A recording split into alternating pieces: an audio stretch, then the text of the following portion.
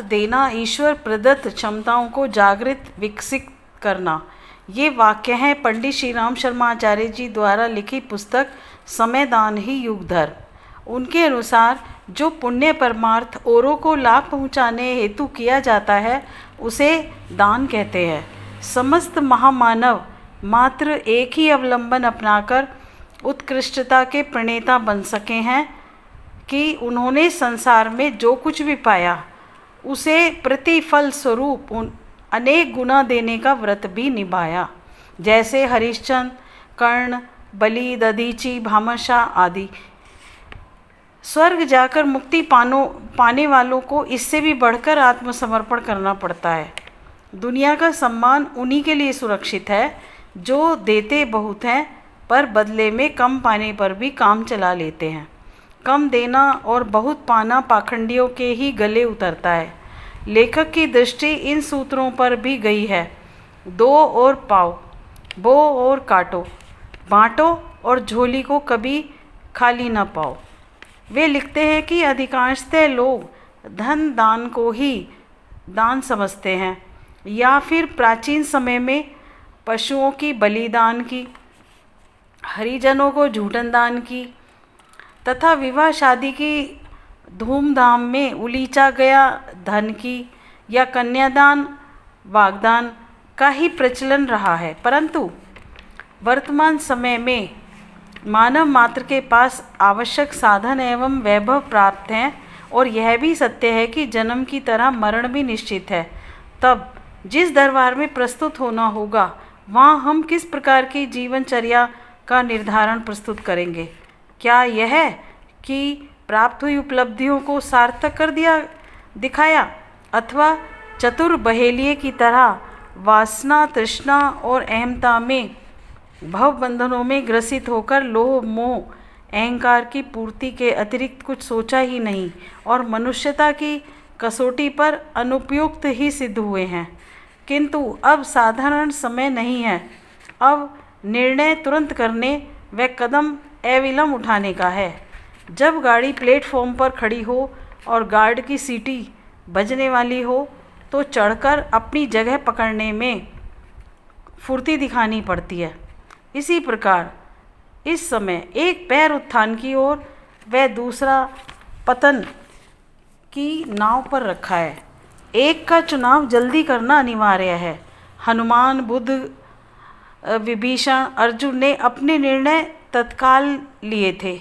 वे बात को टालते तो उस योग से वंचित रह जाते जो उन्हें मिला। नारद का परामर्श मानने में जिन्होंने आनाकानी की वे ध्रुव, प्रहलाद, उमा, सावित्री की तरह अजर अमर हो गए। उन्होंने एक कान से सुनकर दूसरे से नहीं निकाला। वास्तव में ऋषिवर ने अपने जीवन के प्रारंभ में ही वर्तमान समय को पहचान लिया था और संकेत हमें देते हुए उन्होंने इस असाधारण समय को पहचानने को कहा था कि ऐसे समय को जिस तिस प्रकार काट लेना भारी पड़ेगा।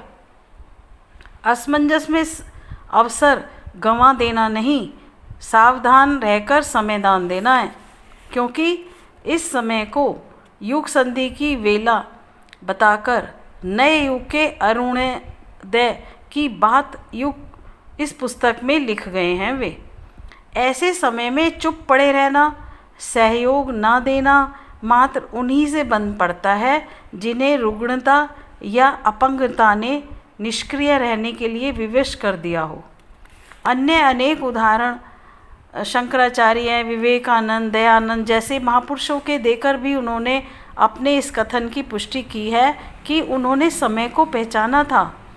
हमें भी यह सोचना है कि धन जो प्रतीकात्मक दान है का दान करने से पुण्य प्राप्त होता है, पर उसे गौण मानकर आज समय दान ही महादान है। वही समय जो सृष्टा ने प्रत्येक को दिया है। यह तभी बनेगा जब भगवान के प्रयोजनों में रुचि होगी। वर्तमान परिस्थितियों में वास्तविक दान उन्होंने प्रतिभा का बताया है। धन साधन भी उसी से उपजते हैं। यह प्रतिभावान प्रतिभा के समयदान से ही संभव है।